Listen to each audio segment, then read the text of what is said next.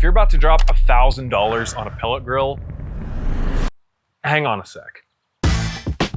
I bought this Traeger several years ago and I love it.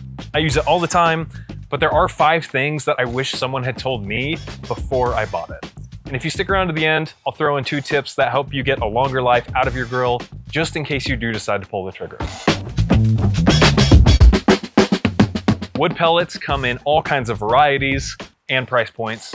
I've tested expensive ones versus cheaper ones, and honestly, unless you're buying the ultra premium stuff, I can't tell the difference. My go-to, it's the 40-pound bag from Costco, which is 20 bucks.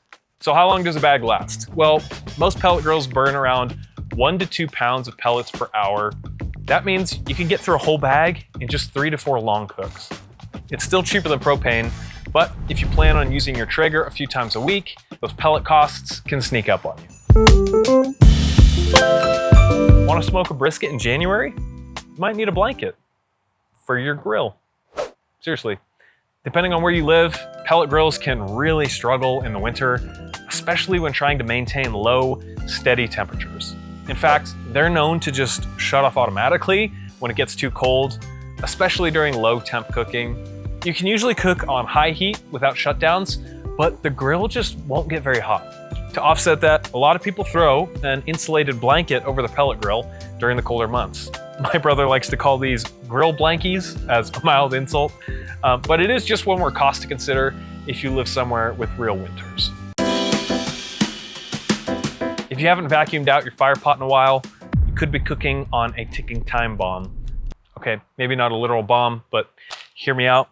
Traegers, and really all pellet grills, work by feeding pellets into a firebox at the bottom of the grill, and that's where they get ignited and produce your heat and smoke. The problem is, these fireboxes are notorious for ash buildup. If you don't vacuum them out regularly, you'll see performance issues, and you could deal with something called overfiring. That's when the fire dies down or struggles, and unburned pellets start piling up and smoldering inside the firebox instead of burning cleanly. Last Thanksgiving, we were hosting 40 people here at my house. I was on turkey duty, a 24-pounder, and everything was going smoothly. Then I decided to crank the heat up at the end to crisp the skin. So I walked away for a second and came back, and the Traeger was erupting in flames. Mini heart attack. I got the turkey off and killed the power. Everything turned out fine. I finished it in the oven. While a pellet grill doesn't take a ton of time to clean, you can't just ignore them either. From what I've seen, the newest Traeger models seem to have a much better ash and grease cleanup system, but I haven't tested it myself yet. If you're still with me, you're probably serious about this stuff, so let's get into the nitty-gritty. If you're mostly grilling burgers and hot dogs on the weekends, I don't think you're gonna love the Traeger. Pellet grills are really built for low and slow smoking, and honestly, for the amount of effort it takes, they do a great job at that. But if your goal is quick sears or fast cooks, you're gonna get frustrated. Pellet grills take much longer to reach higher temps. They struggle even more in the cold, like we talked about, and every time you open the lid, you lose a bunch of heat since it cooks with convection, not direct or bottom-up heat like a gas grill. They can grill burgers and dogs just fine, but if that's your main deal, then I would maybe look elsewhere.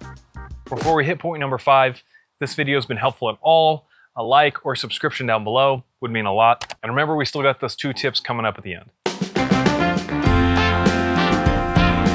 Pellet grills take some getting used to, especially if you're coming from propane. They're best at those low and slow cooks, and that takes time. I've known people who have bought a Traeger only to realize they didn't have the time or interest to stick with it. So consider your lifestyle, and if you have the curiosity to invest in a hobby like this. I caught the bug early. First time I smoked a brisket, I was taking photos and texting my buddies with updates and nerding out online, and that's when I knew I was hooked. And if I could go back, I'd still get a pellet grill, 100%. It's what got me into barbecue in the first place, but instead of just grabbing the most affordable Traeger, I'd probably shop around a little more. A lot of the new brands are stepping up with better construction and real competition for Traeger. Okay, 2 tips to maximize your grill's lifespan if you do decide to pull the trigger. First, empty the hopper out and burn the leftover pellets if you're not going to be using it for a while.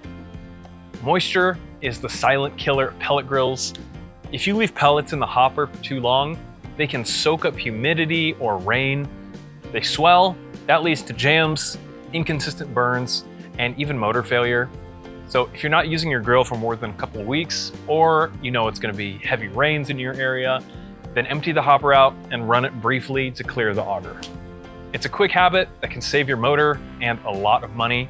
I've had several friends go through this exact problem and call me after the fact, so it's not rare, it does happen.